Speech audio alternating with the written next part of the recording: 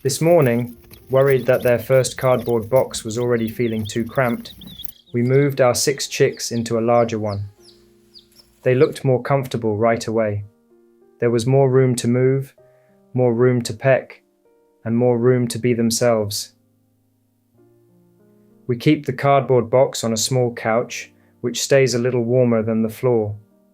At night and in the early morning, when the air is cooler, we warm the box gently from below and wrap the sides with an extra blanket. Above them, a heat lamp helps keep the brooder warm. We are learning that warmth, dryness, and protection from drafts matter just as much as space. But then another worry emerged. We noticed that one chick had been pecking at her own feathers so hard that one wing and part of her back had become bare. She looked miserable, and she kept doing it. Hoping to soothe the irritated skin and discourage more pecking, we applied a liquid remedy, but that only seemed to upset her more. Wet and uncomfortable, she looked even more distressed. My mother thought the wetness itself might be what she disliked.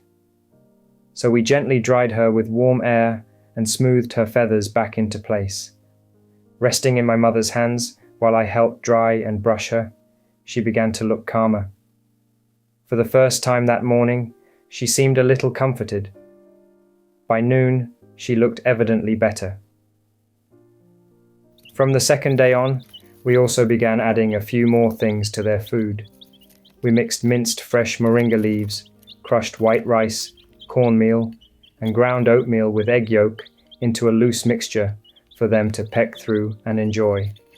This, too, became another small way of learning what they might respond to.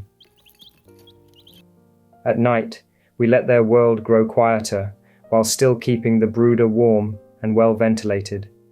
And when the sun is gentle and the day is warm enough, we carry the whole box out to the deck for a little natural light. We hope to help them settle, little by little, into the rhythm of day and night. These first days with chicks seem to be made of small adjustments, small worries, and small hopes. We are learning to watch more closely, respond more gently, and hope for the best.